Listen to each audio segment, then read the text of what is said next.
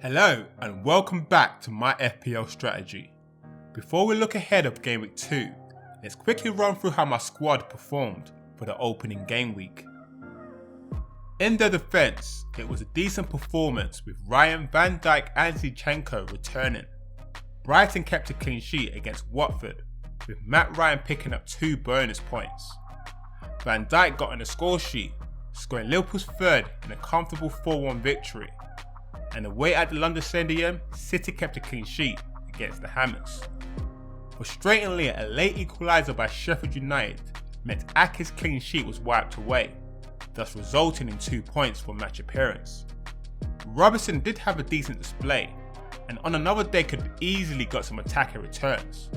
So all in all, a satisfied display by my defence. In midfield, it was an exceptional performance, both of my premium midfielders returning double figures. Hat-trick hero Sterling scored 3 outstanding goals and could have easily got more attacking returns if it wasn't for VAR ruining his assists. Captain Salah was razor sharp, scoring a trademark finish low across the keeper and providing an assist for Liverpool's second. However, I must admit I was expecting a lot more from Lucas and Fraser, with Fraser only returning a single point after being booked in the second half. Lucas Moura did start the game well, having an instant impact winning the ball in the opening minutes, before seeing his free header saved by the goalkeeper. Lots of good running, but not many chances on goal in the second half. Nevertheless, the Brazilian did pick up an assist for Spurs' equaliser. Not much can be said up front, with a combined total of just 7 points. In all fairness, Jota's all-round game was excellent, a constant threat to Leicester City's back line, and had a golden opportunity to snatch a victory, whereas Bournemouth didn't threaten for the majority of the game, failing to record a shot on target until the 59th minute. Wilson was fortunate to get an assist, when Maitland finally broke the deadlock after Henderson saved Callum's effort from close range. So in the end, for Game Week 1, I got a respectable 84 points, 19 points above this week's average, ranking me just below the 670k mark.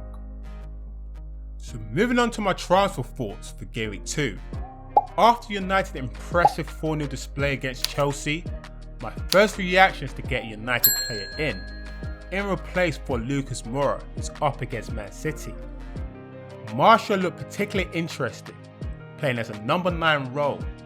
In the second half, the Frenchman scored United's second, with a poacher finish just 4 yards from goal. With the Reds only facing 2 big teams in the next 13 matches, a United player looks good on paper.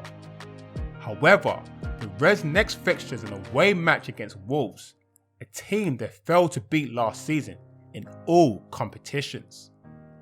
An alternative option would be to go for a differential pick in Wilfried Zaha.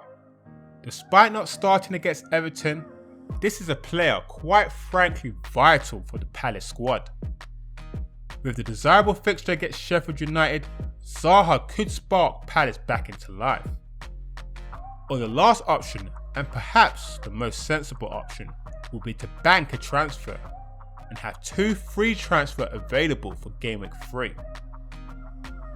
But if I do decide to make a transfer, I'll probably go for Martial and play a 4-4-2 formation with Salah as my captain. Or if I do decide to bank a transfer, then I'm most likely to play a 5-3-2 formation with Lucas on the bench and Kelly in defence.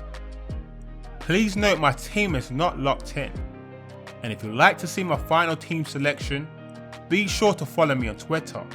All my details in the description below. Likewise, if you enjoyed today's episode, be sure to hit the like button and get subscribed to the channel. Otherwise, this is my FPL strategy, and I'll see you guys in the next video. Peace.